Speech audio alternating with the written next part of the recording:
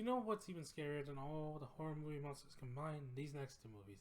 Use these as like bait to keep the monsters away. It'll scare them like completely. I guarantee you. So up first is The Intruder. The Intruder is about a couple played by Megan Good and Michael Isley.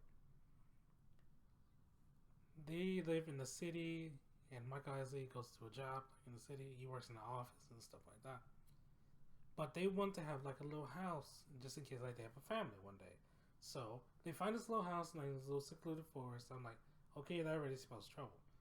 But they go to it anyway, and it's owned by Dennis Quaid's character. And they have a surprising interaction when they first get there. Michael Isley's character is scared by a gun. He's afraid of guns. That's going to be a little clue like later on. So he shows them the house and gives him all the keys, tells him he's going to go to Florida and stuff like that. But what ends up happening is that Dennis Quaid's character is harassing him, stalking him. He wants him out of the house. Turns out he didn't go to Florida. Turns out he's loony. Like very, very loony. And Dennis Quaid plays his character very well. But early on, the couple doesn't sense like that he's the bad guy. The husband does like eventually get like, yeah, this guy's crazy and stuff like that.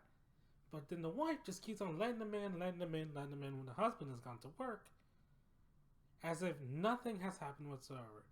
And how did they not see Dennis Quaid right behind him? He's right there. How do you not see him?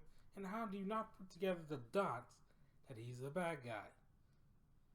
So later on, like into the movie, the wife eventually figures out that Dennis Quaid's the bad guy and it's this creepy guy that is stalking them and harassing them just to get him out of his house. A house that he gave them, by the way. And there's this little like twist at the end that Dennis Quaid basically wants that house because he doesn't want them there specifically. Sound familiar? It's basically the premise of Lakeview Terrace. A couple is being harassed by a guy who doesn't want them there and tries to do everything in the world to get them out. Basically the same plot. So in the last half of the movie, Dennis Quaid goes like really like crazy, extra crazy, over the top hammy. And for whatever reason, the movie ends by Dennis Quaid getting shot and Michael Isaac's character holding a gun despite him saying, I don't like guns.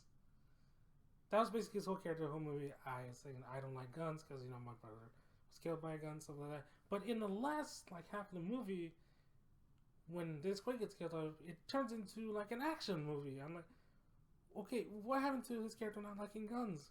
Either stay consistent with that character or don't. The tone is all over the place. This movie was just awful from beginning to end. The couple was not likable.